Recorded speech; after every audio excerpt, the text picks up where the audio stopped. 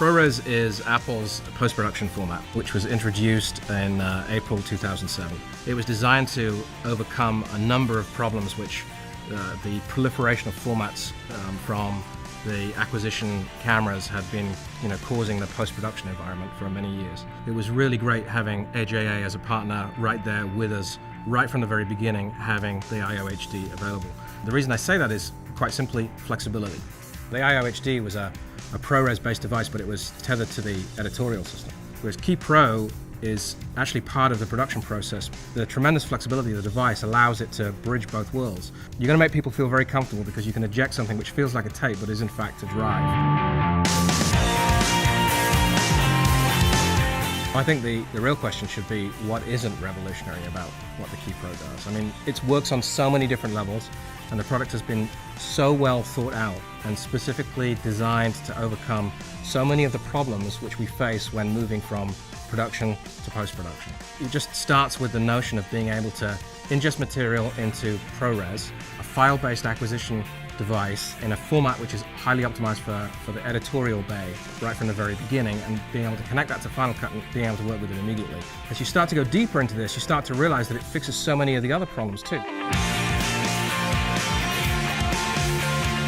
The idea of having so many different options for input on this device, on the KeyPro, is incredible. Obviously it works with HD formats, and you can even use it with HDMI, but no matter what you're working on, if you're starting with SD today, if you've got SD gear, even if you're using that as a second camera on a shoot, the notion that you've got this ability to upscale will allow you to establish a resolution and work to it, so that you know that you've got consistency with all of the material that you're working with. So there's no unexpected behavior when you put the material on the Final Cut timeline and you realize that it was thin raster instead of full raster.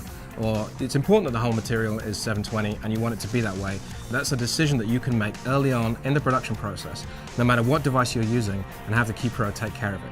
It essentially becomes part of your camera and becomes part of your production tool, because it really extends the investment in any of the hardware that you've already got. Problem solved. The notion of not having to lay on a dusty floor under a table and change the settings on this device, the fact that I can configure all of the aspects of it, the frame rate, the resolution, no matter what it is that you want to get in there and configure, it can all be done through a web browser wirelessly. So this means that if I have a MacBook Pro on set, which I'm going to use for editorial, I can just fire up Safari, I can get in there and I can tune the KeyPro. It also means that I can use my iPhone or even an iPod Touch. I can just connect to this thing wirelessly, open up Safari, I've got my settings, I can change them and adjust them on the fly. I don't even need to be in the same room. It's just inherently flexible. You can store to a spinning disk, you can store to a flash, or you can actually store to an express card and then literally sliding it into the editorial system right next door and being able to edit that inside of Final Cut, or look at it in color, or applying a different look, or even applying motion graphics, or putting a lower third on it to make sure that the camera positions are right. The options are endless, and it just gives you tremendous, tremendous flexibility.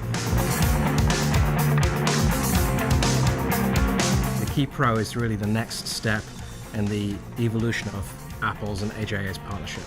It really marries the world of production and post-production through the next generation of codecs from Apple through ProRes into one big unified family, and really makes the line blurred like never before between the acquisition to the edit bay. The truth is that if you ask most of the people at Apple about what their first reaction was when they first saw the KeyPro, I think overwhelmingly everybody would have just said, "Thank you."